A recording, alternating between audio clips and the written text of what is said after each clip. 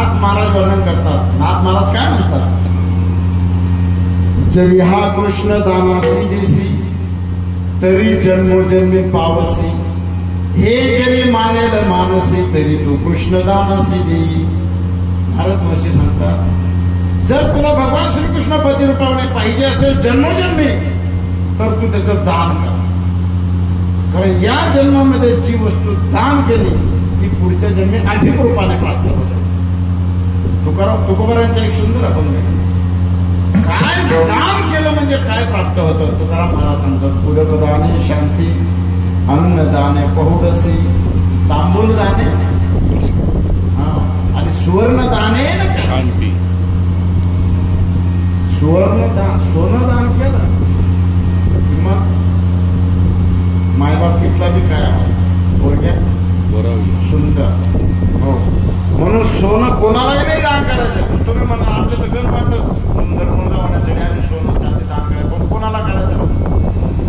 सोनं दान करत असताना ज्या ठिकाणी भगवान परमात्म्याची प्राणप्रतिष्ठा असेल, ज्या ठिकाणी मंदिराचा जीर्णोद्धार असेल किंवा कळशारोहण असेल, कळश स्थापना, अशा ठिकाणी सोनं दान. कारण त्या ठिकाणी पंचधातू ठेवतात. त्यावेळेला आपण दान केलेलं सोनं हे भगवान परमात्म्याच्या चरणाशी असावं.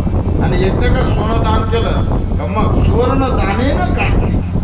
म्हणून बऱ्याच ठिकाणी ज्या ज्या घरामध्ये गरोदर माता असतील त्यांना आपला विनंती किंवा आग्रह राहील की ज्या ठिकाणी भगवान परमात्म्याची प्राणप्रतिष्ठा असेल, मग कुठल्याही देवी देवतांची प्राणप्रतिष्ठा असू द्या, त्या ठिकाणी आपण सोनं दान केलं पाहिजे. किती करायचं मग आपली इच्छा आहे. तुम्ही किती 1 किलो 2 किलो 5 किलो जास्त द्या का कमी करून आपल्या इच्छेनुसार.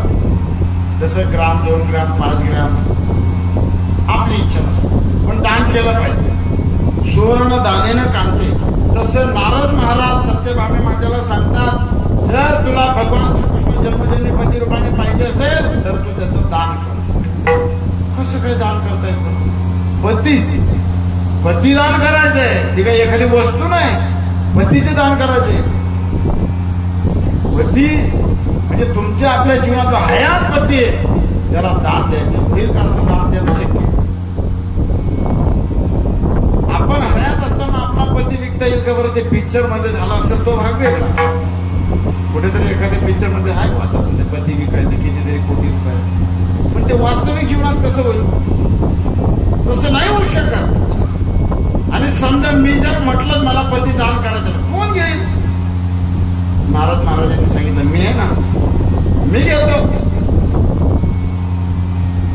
जसं आपण एखाद्या ब्राह्मण भावांकडे गेलं का ते सांगतात, या वर्षी लग्न नाही असतंय, आता पुढे लग्न नाही, पण आई वडिलांचा आग्रह आहे, महाराज आमचं सर्व झालेलं आहे, बोलचाल झालेली आहे, आमची पूर्ण तयारी, काही करा, तारीख काढा. 1500 रुपये जास्त आहे, तारीख. मग महाराज सांगतात होऊन जाईल. मला एका ठिकाणी पूजेला जावं लागेल, पूजा केली का चालेल, तुम्हाला लग्न करायला चालेल. तसं नारद महाराजांनी सांगितलं, तुमची जर दान देण्याची इच्छा असेल तर बघा, सत्यभामी मातेने सांगितलं हो मी दान द्यायला तयार आहे, पण कोण घेईल? नारद महाराजांनी सांगितलं ते घ्या ना, मी आहे ना घ्यायला. आणि असं म्हटल्यानंतर सत्यभामी मातेने सांगितलं तिला तुम्हाला दान. असं नाही कधी तिला सुद्धा नाही म्हणून पडतात बाबाजी. दोन्ही तर काय करायचं? संकल्प, जुन्या काळात संकल्प म्हणजे शब्दाला महत्व. संकल्प सोडला आणि भगवान श्रीकृष्णाचं दान झालं असं म्हणून नारद महर्षींच्या सोबत भगवान श्रीकृष्ण जाण्याकरता निघाले. नारद महर्षींना बी असं वाटलं आता बरं झालं, मग बऱ्याच दिवसापासून एकटा फिरत होतो, बरे आता विना नारद महाराजांकडे चिपड्या देऊन दिल्या. आता देव चिपड्याने विना सांभाळेल म्हणजे मी आता फिरायला असं म्हणून देवाला घेऊन आपल्या राजवाड्यातून काही अंतर जातात तोपर्यंत सर्व राण्या, कारण भगवान श्रीकृष्णाला किती राण्या होत्या? 16,000. सांगा तुम्ही, 2च राहिला तरी उंची देत नाही.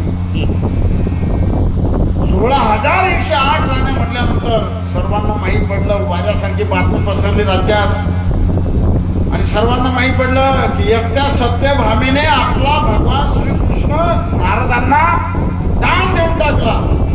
असं म्हटल्यानंतर सर्वांचे भांडण.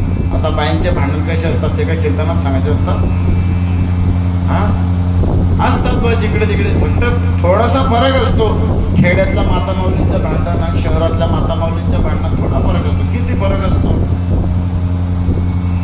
शहरातली बाई क्वालिफाईड असते, उच्च शिक्षित असते, पण भांडण नॉर्मल असतं. कसं शहरातली बाई शिव्या देऊन कशी शिव्या देईल बरं?